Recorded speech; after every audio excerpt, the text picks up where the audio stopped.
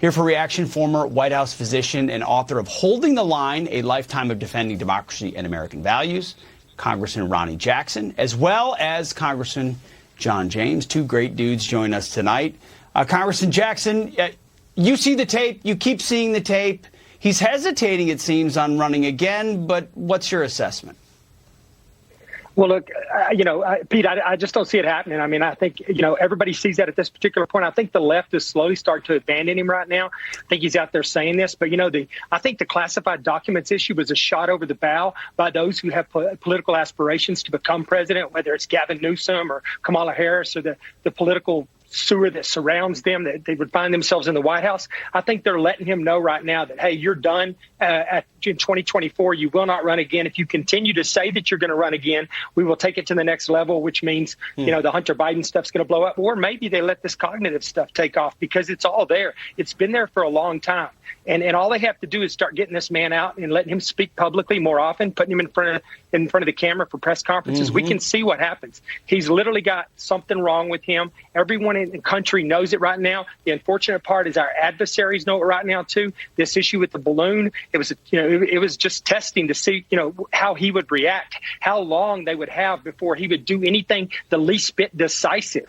And we saw the answer to that. It was very unimpressive. It was very scary. And I think things are going to continue to get worse. And so I want to know where his physical exam is at. They said we're going to have it by the end of the month. We didn't. Now they're saying they're going to have it by the 16th of February. Will it include a cognitive exam like President Trump's did? It better. We need one. If any president's ever needed a cognitive exam, it's this man. But we'll see. They've already let us know that they're going to release it publicly in the same manner as which they did last year, which means they're telling us up front they're just checking a box. Of course they're checking a box. There's no way there's a cognitive exam in there, at least one that he took. Right. Congressman James, you're a military guy. When you look at the guy on the screen right now, you're looking at the commander-in-chief, and we're looking at a dangerous world. How does someone watching this program right now feel reassured at their house that all is well and someone's awake at the wheel? You don't. The three of us have all served our nation in uniform. We understand what inspired leadership looks like, and Joe Biden doesn't inspire us. I mean, frankly, this is a man who passed the buck, who points the blame. He's been in office for the better part of 50 years. He was elected in 1973, 36 years in the Senate, 8 years as vice president, 2 years as president, and on his watch, our debt is ballooned past capacity. We just shot down 2 UFOs in the past week, and we're calling boys girls and girls boys. Our enemies, our adversaries around the world are further emboldened. China is saber rattling, and Russia's invading Europe.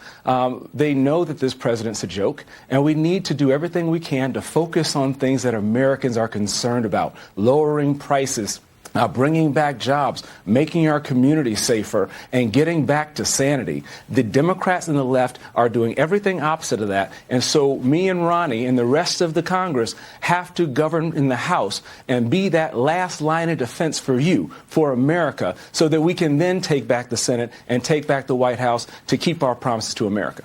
Since he called you Ronny, I will too. Ronny, we see the poll numbers amongst Democrats.